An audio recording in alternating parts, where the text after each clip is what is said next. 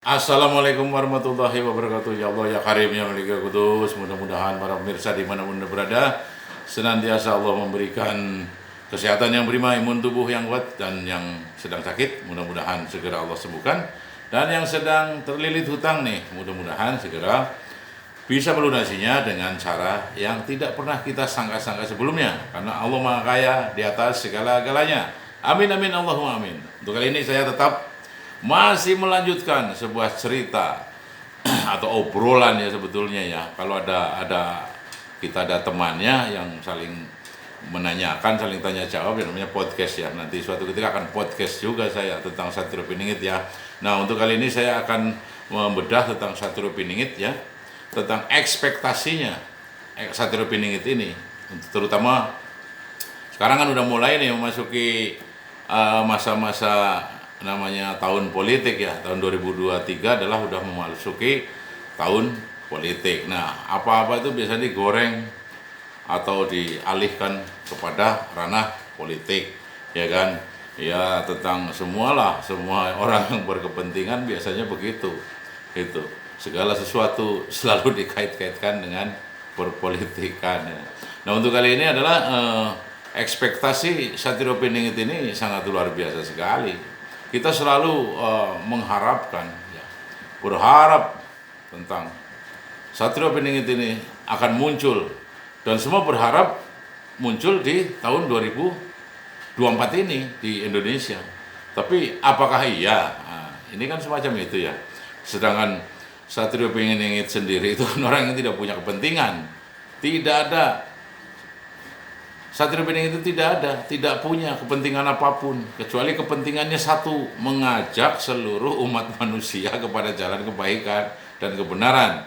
Ya, untuk selalu bertafakur, untuk selalu mengikuti apa yang telah difirmankan oleh Allah Subhanahu wa taala dan telah dinubuahkan oleh Rasulullah Muhammad sallallahu alaihi wasallam, agar kita selalu menjalani atau menjalankan apa yang diperintahkan dan meninggalkan segala apa yang telah menjadi larangannya, karena pasti tidaklah baik, pasti ada sesuatu yang akan merugikan diri kita gitu loh.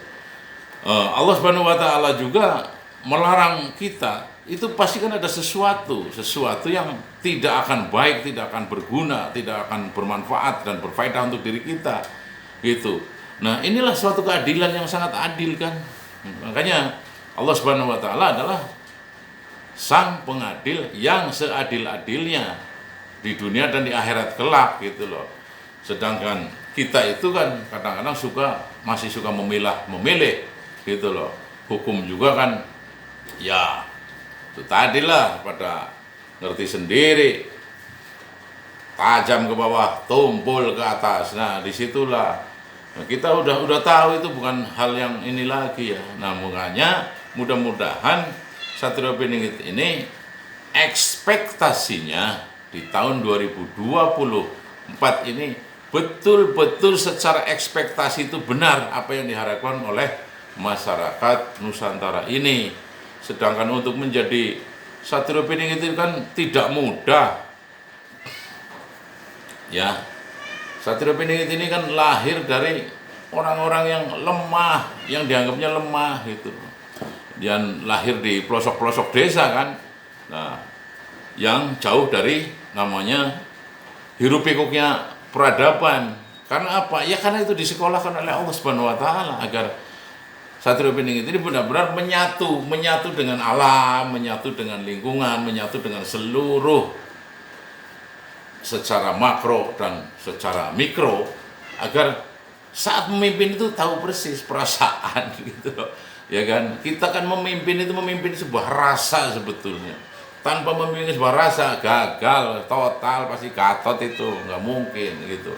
Sedangkan Satrio Piningit ini kan manusia yang betul-betul terbina, terbimbing, dan selalu diawasi, selalu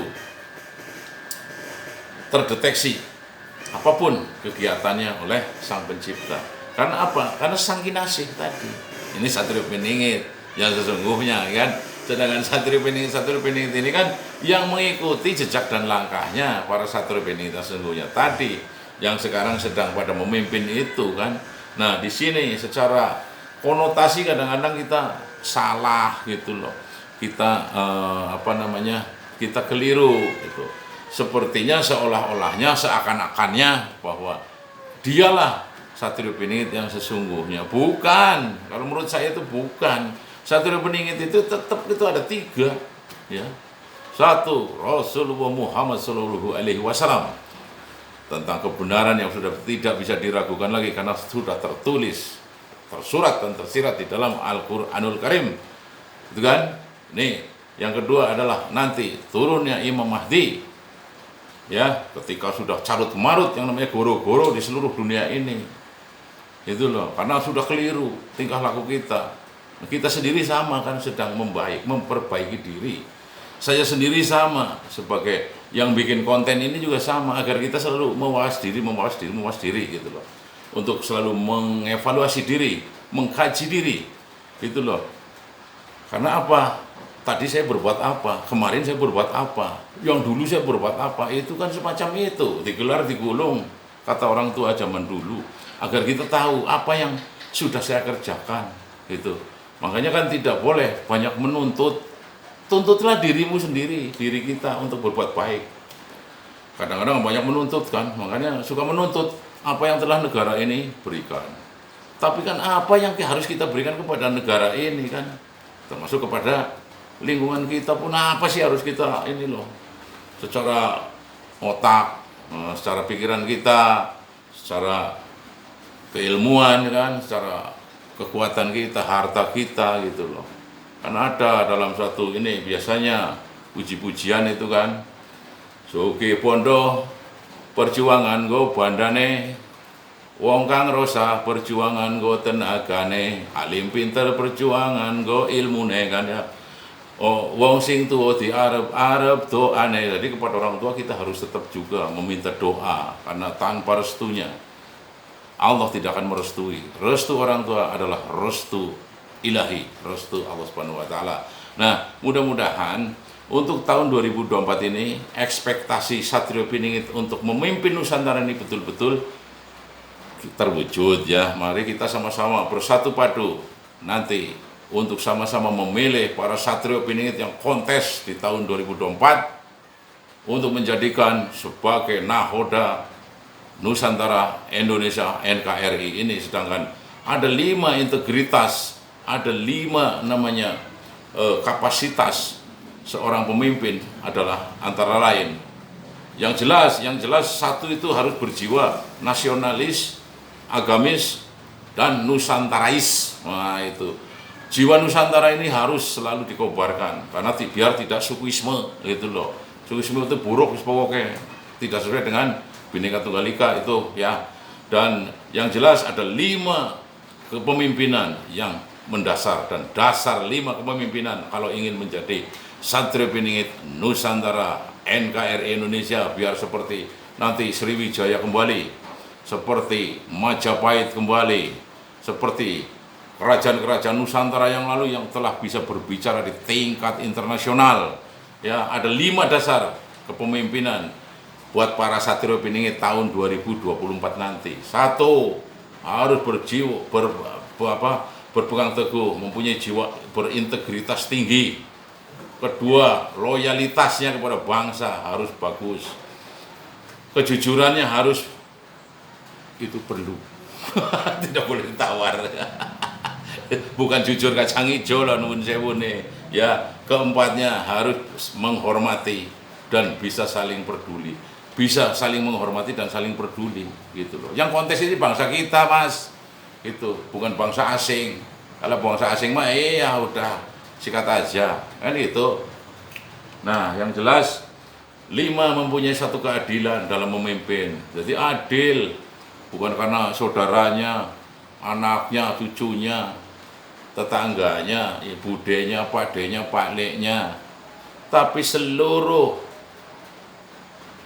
manusia, seluruh rakyat Indonesia diperlakukan seadil-adilnya untuk memberikan kenyamanan dan rasa aman kepada mereka hingga kita mencapai sebuah kemakmuran, adil dan makmur.